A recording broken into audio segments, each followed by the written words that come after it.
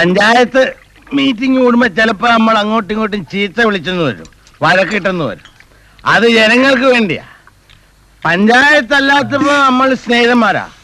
ലോകത്തൊരു ശക്തിക്കും അതിനെ എതിർക്കാൻ പറ്റത്തില്ല. ഇവിടത്തെ അദ്ദേഹവും ഇസഹാക്ക് തരകനും എല്ലാം എനിക്ക് ഒരുപോലെയാ. ഭരണകക്ഷിയെന്നോ പ്രതിപക്ഷമെന്നോ എനിക്ക് വ്യത്യാസമില്ല. അതെനിക്കറിയാം, വിശാലമായ മനസ്സല്ലേ. പക്ഷേ ആ പാലത്തിന്റെ കാര്യത്തിന് വേണ്ടി നിങ്ങൾ അകന്നു കേട്ടപ്പോ പാലം പോകാൻ പറയുന്നത് എന്നാ പാലം? നാട്ടുകാര് കേൾക്കും, അല്പം പതുക്കെ പറ. നാട്ടുകാർ ഉറക്കമായിരിക്കുമെന്ന് ഉറുപ്പിച്ചേട്ടൻ ഇഷ്ടമുണ്ടായിട്ട് ആ പാലം പൊളിക്കുന്നത്. അതിന് നാട്ടുകാർക്ക് എന്നാ? അതെ, ഈ കാര്യത്തിന് വേണ്ടി ഞങ്ങൾ എവിടെയെല്ലാം കേറി ഇറങ്ങി, എത്ര പെട്രോളാ കളഞ്ഞത്. എല്ലാം സ്വന്തം കയ്യിലെ കാശാ കേട്ടോ. അല്ലേലും നാട്ടുകാര്യത്തിനായാലും രാഷ്ട്രീയത്തിന് ഇറങ്ങിയാലും കൈനഷ്ടേ വരൂ.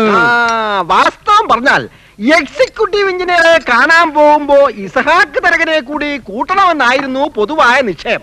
പക്ഷേ കേട്ടാ ചേട്ടാ, പിള്ളച്ചേട്ടനും കൂടെ ഉണ്ടായിരുന്നേ. ഒരു നല്ല കാര്യത്തിന് വേണ്ടി 3 പേരായിട്ട് ഇറങ്ങരുതെന്ന് ഞാനാ ഉപദേശിച്ചത്. ഇനി ഈ പുതിയ പാലമാണ് നമ്മുടെ സ്വപ്നം.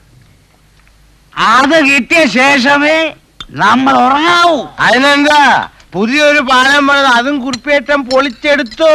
പക്ഷെ നമ്മളുണ്ടല്ലോ ഒന്നായിരിക്കണം. പഞ്ചായത്ത് യോഗത്തിൽ വലിയ ബഹളമായിരുന്നെന്ന ജനസംസാരം. അതെങ്ങനാ? പഞ്ചായത്ത് യോഗത്തിൽ ചിലപ്പോ വെള്ളം ഉണ്ടാവും, അതെ, ചിലപ്പോ രക്തം ഒഴുകും. എല്ലാ വഴക്കും ജനത്തിന് വേണ്ടിയാ, നമുക്ക് വേണ്ടി അല്ല. ചേട്ടാ, യോഗം കഴിഞ്ഞ് വന്നാലേ മിനിറ്റ്സ് വായിക്കുന്ന പോലെയാ എല്ലാം എന്റെ അടുത്ത് വിശദീകരിച്ച് പറയുന്നത്. എതിർക്കുന്നവരോട് പോലും എന്ത് ബഹുമാനവും സ്നേഹവും എന്നറിയാമോ? അത് ഞങ്ങൾക്ക് അറിയാം. അതുകൊണ്ടല്ലയോ ഞങ്ങൾ അവിശ്വാസ പ്രമേയം കൊണ്ടുവരാത്തത്. വേണ്ട, പൊതിഞ്ഞ് എന്നാ മതി. വീട്ടിൽ ചെന്ന് ഇനിയും കൊടുത്താൽ വീട്ടിൽ ചെല്ലുമ്പോ പഞ്ചായത്ത് യോഗം പോലെയാവും. എണീറ്റോളൂ, വീട്ടിലേക്ക് പോ.